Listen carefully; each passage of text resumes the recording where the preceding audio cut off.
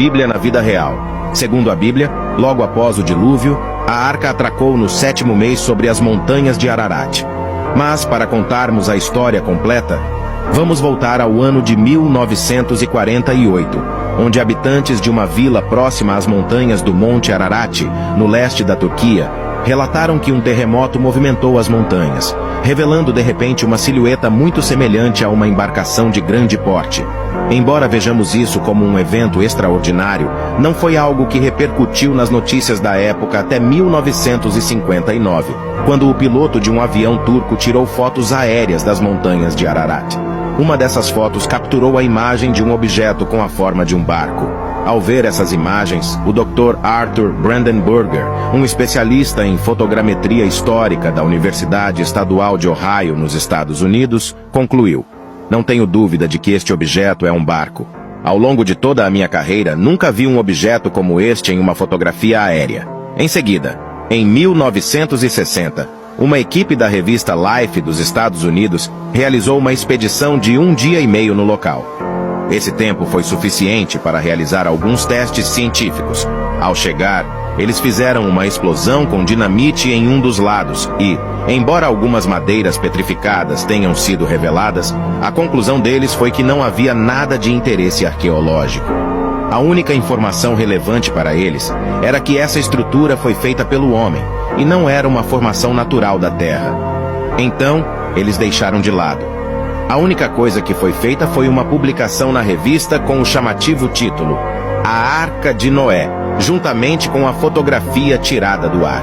Esses pesquisadores nunca imaginaram que a revista chegaria até Ron Wyatt, um aventureiro americano conhecido por ser um cristão fervoroso e apaixonado por provar que as histórias da Bíblia eram completamente reais. Após ler a revista, Ron ficou curioso e decidiu visitar o local em 1977, acompanhado por seus 2 filhos adolescentes. Eles não sabiam por onde começar a procurar na vasta área, e só tinham 3 dias na região.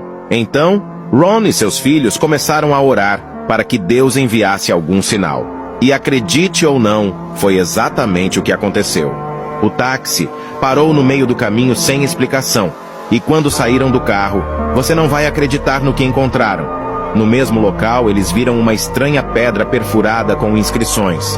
Sem entender o que estava acontecendo, Ron e sua equipe continuaram sua viagem. Mas a cada trecho, encontravam outra pedra como aquela.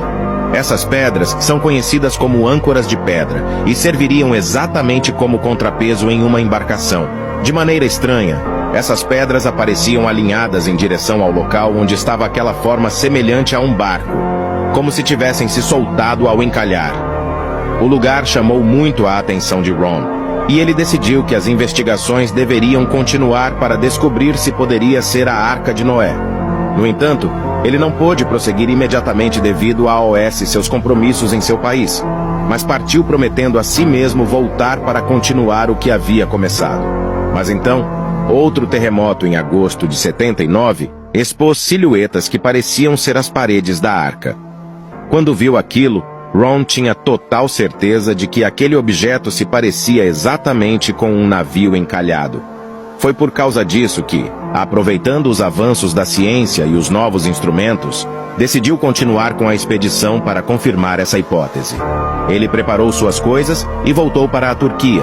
Essa seria uma das 24 viagens que Ron faria ao local. No entanto, havia algo que não fazia sentido para os estudiosos, que eram as dimensões e as medidas da arca. A Bíblia diz que a arca possuía 300 côvados de comprimento, 50 côvados de largura e 30 de altura, com 3 andares, um embaixo, outro no meio e outro em cima. Se convertermos 300 côvados hebraicos para metros, obtemos uma medida de aproximadamente 135 metros. No entanto, após ser medida a extensão do formato de barco nos montes de Ararat, foi obtido 157 metros de comprimento. Em outras palavras, a arca era cerca de 20% maior do que o descrito na Bíblia. Esse fato era um dos argumentos mais fortes dos estudiosos para que essa não fosse a verdadeira Arca de Noé. Mas Ron não desistia facilmente. Ele estava convencido de que aquela era a Arca do Dilúvio. E ao refletir, lembrou de um fato histórico que muitos ignoraram. Quem foi o autor do Gênesis? Para aqueles que não sabem, o autor foi Moisés. Embora Moisés fosse hebreu, ele foi criado e educado pelos egípcios. Teria sentido pensar então que Moisés não conhecia as medidas dos côvados hebreus, mas sim dos côvados egípcios, pois são duas medidas completamente diferentes, o que exigia fazer a conversão novamente.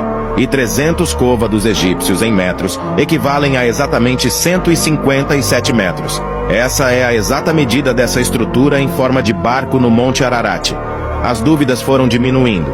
Esse cristão arqueólogo, por vocação, estava chocando o mundo ao provar cada vez mais que estava certo sobre a origem dessa silhueta. E a maior descoberta ainda estava por vir. Ron não fazia ideia do que estava prestes a encontrar. Mas, para o vídeo não ficar muito longo, se você quer que eu traga a última parte dessa história, curta esse vídeo e comente "eu quero", que no próximo vídeo contarei como essa história impressionante terminou